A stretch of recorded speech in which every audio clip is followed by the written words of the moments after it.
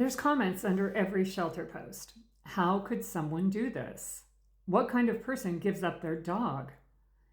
Let's look at where these animals are actually coming from because it's very convoluted. Starting with the shelters. When they fill up, they stop taking animals. New York City's shelter system hit that wall in July of 2025, the first time in 30 years. Over 1,000 animals in their care, no room, doors closed to owner surrenders. They reopened about a month later, but the pattern didn't go away. Plenty of shelters run appointments only now, a wait list, come back in 6 weeks. And New York was clear about what was driving it. 1 out of every 3 pets coming through their door that year was there because of housing. People downsizing or leaving the city and unable to take the animal with them. Somebody there put it plainly, people are broke and can't afford to live there. Now look at the national numbers. Strays are 59% of shelter intake and owner surrenders are 30%.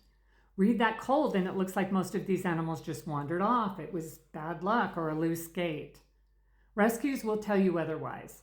A lot of what gets logged as a stray was never lost, it was left. Think about one family that can't afford the dog anymore. If the shelter's open, they walk in and sign the form, and that's an owner surrender. If it's closed or the wait list is 6 weeks out, they leave the dog somewhere. A rescue in New Orleans said people got desperate enough to put animals in the shelter's yard overnight. And animal control picks it up as a stray. Same family, same dog, same empty bank account. The only thing that changed is whether the door was open when they got there. So the count doesn't measure how many people gave up their pet, it measures how many were let in. Now, why people are showing up at that door in the first place. Food stamps can't buy pet food. Not during a cut, not during a delay, not ever.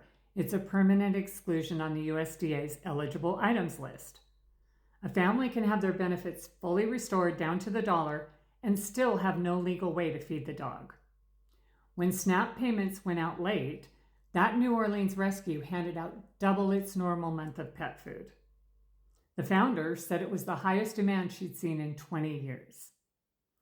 Roughly 43% of pet owners say they've been unable to pay for something their pet needed. Vet care.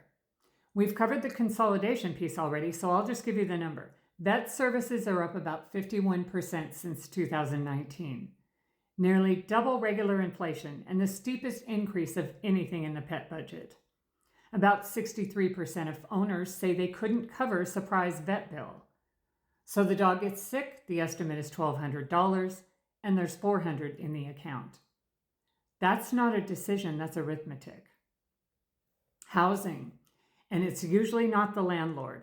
Homeowners and renters insurance doesn't insure the dog, it insures you against getting sued if the dog bites somebody. The average dog bite claim runs about $69,000. So insurers keep lists of breeds that they won't cover. Forbes pulled those lists from 42 insurers' state filings. Doberman, Rottweiler, and Pit Bull are on 100% of them.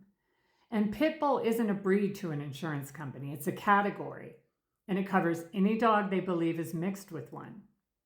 There's also a line on most of these lists for any dog an insurance employee decides looks vicious. Most renters never see that list because it isn't their policy, it's the landlord's. The landlord's insurer says what they won't cover on the building turns that into a pet policy, and the family gets told no. They think a landlord decided it. A landlord passed it along. About a dozen states have started banning the practice: Colorado, New York, Nevada, and a few others. In most of the country, it's still legal and still routine. So the family gets approved for the apartment, has the deposit, has the income, loses the dog anyway because an underwriter in another state keeps a list. Nobody in that chain ever meets the dog. Then there's the part where a lot of these animals were never anyone's to surrender. In 2020, spay and neuter surgeries got classified as non-essential and paused. Reproduction did not get classified as non-essential. It continued. The backlog never cleared. About 75% of shelters and nonprofit vet clinics report being short on vets. This June, the ASPCA put $14 million into the problem and said the reason out loud: a nationwide shortfall in available spay and neuter surgeries. You can see it in kennel time. An unaltered stray dog sat in a shelter about 13 days in 2019. By 2023, it was 22.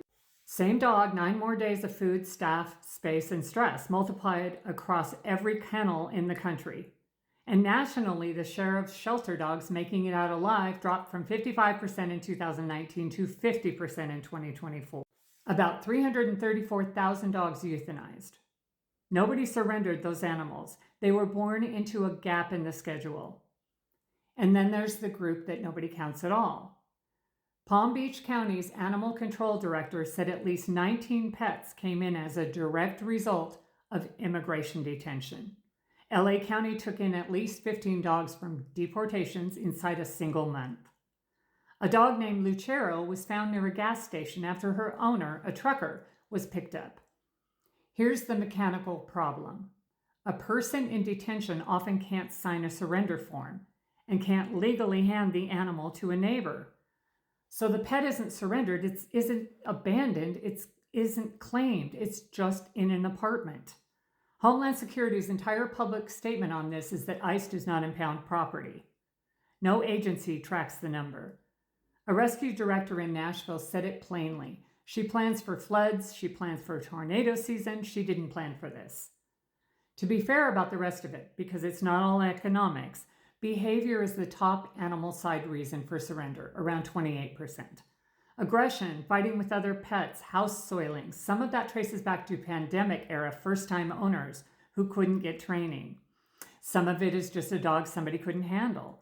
And some of this is genuinely improving. 2025 was the best year on record for cats in American shelters. Lowest number killed ever recorded. Save rate near 83%. Adoptions went up.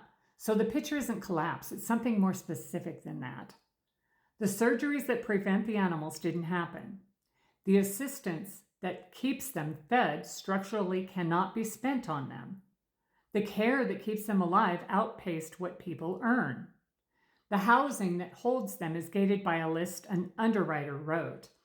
And then the shelter fills up. The overflow stops getting counted as surrenders and starts getting counted as strays.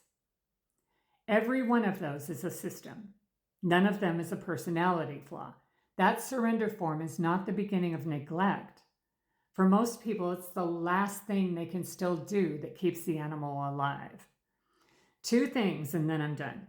Your city has a pet food bank. It is almost certainly short. It can't be funded by SNAP, so it runs on whatever people drop off. And if anyone in your life could leave their home one morning and not come back to it, write a name and a phone number on an index card and put it on the fridge. Emergency caregiver. Takes 2 minutes. It's the cheapest paperwork in this entire video, and it's the only part of it anybody's actually allowed to fix.